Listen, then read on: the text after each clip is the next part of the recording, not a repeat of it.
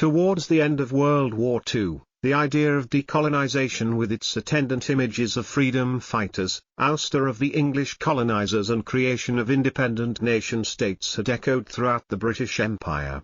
More than half a century later, the word decolonization is resounding once again. This time, however, it is being raised by disgruntled minorities within the UK seeking representation and justice from their own governments. The modern-day call for decolonization first emerged at a 2011 conference in Malaysia in which scholars expressed a desire to develop non-Eurocentric paradigms. In a few years, it was raised again as part of the Rhodes Must Fall campaign launched at the University of Cape Town.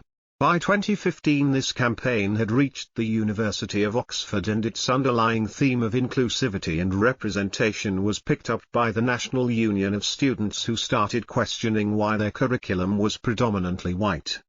In 2019 to 2020, the decolonization movement received an unexpected boost by the Black Lives Matter protests that first erupted in the US in the wake of the successive brutal murders of several young black persons but were quickly replicated by marginalized groups in the UK.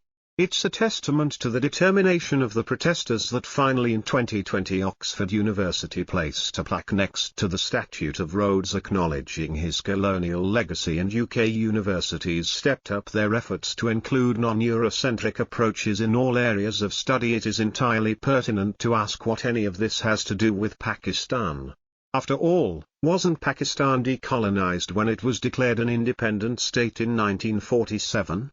While Pakistan's creation as an independent country is not disputed, to understand whether it was truly decolonized it is important to go beyond the formal declarations of independence made in Pakistan's constitutive documents, to examine the extent to which Pakistan's governing institutions allow it to exercise sovereignty in its political and economic decisions.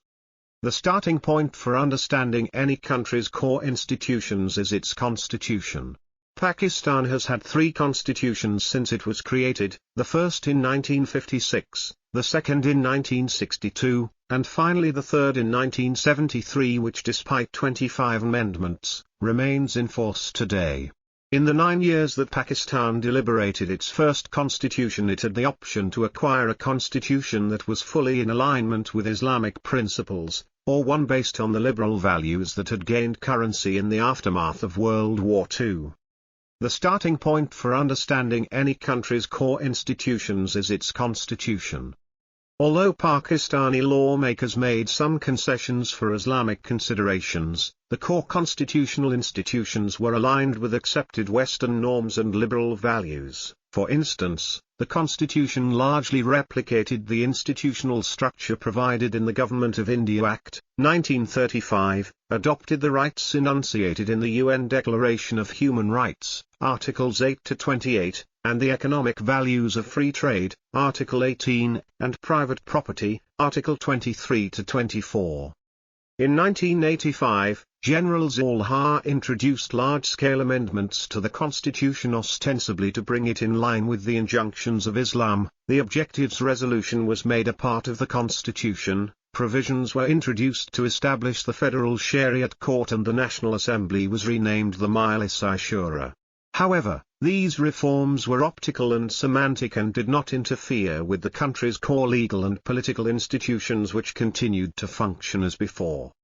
Pakistan's economic life, as its governance institutions, also remained aligned with Western ideals.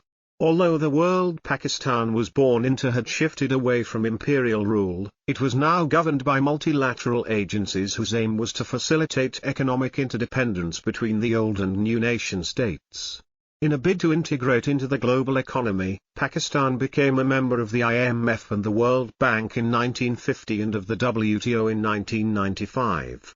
To stimulate foreign investment, Pakistan also signed bilateral investment treaties with several countries. The resultant web of interdependence rendered Pakistan dependent on the IMF, World Bank and the WTO for its economic prescriptions. In time, Pakistan carried out the first-generation macroeconomic reforms by liberalizing exchange and interest rates, and the second-generation microeconomic reforms by establishing a range of authorities such as the SIGP, CCP and NEPRA to regulate activities throughout the country. Most of these reforms were agreed in closed-door discussions between the executive and multilateral agencies, and these were often introduced in the country through temporary ordinances promulgated without stakeholder consultations. While it is tempting to attribute Pakistan's independence deficit to its having aligned its constitutional and economic institutions with its external obligations, it is not entirely accurate to do so. Borrowing laws is a historical and global reality, and it is only right that Pakistan too should benefit from the collective wisdom of more evolved democracies. Where Pakistan is lacking, however, is copying laws wholesale, at times to meet the conditionalities imposed by multilateral agencies and at others to signal to the world that it has the institutional trappings of a well-functioning modern state. Ultimately, in imposing laws top-down rather than enacting these through bottom-up, participatory and inclusive institutions, the Pakistani state has drowned out the voices of the various groups within the polity. In doing so, it has not only hardened rather than healed the divisions that it had inherited at the time of its creation, but has also recast itself as a colonial master that pursues its agenda without regard to the well-being or representation of its own people. At its core, the modern call for decolonization, just as the one seen after World War II, is about redressing the balance of power between the center and the periphery, and for the representation of the marginalized in decisions that affect their lives and their destinies.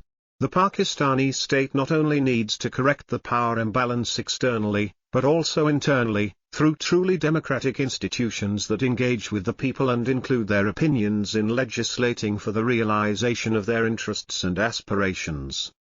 The writer is a barrister and an advocate of the Supreme Court of Pakistan. She also holds a PhD in law and lectures in competition law at the University of Manchester. Published in Dawn, November 12, 2022.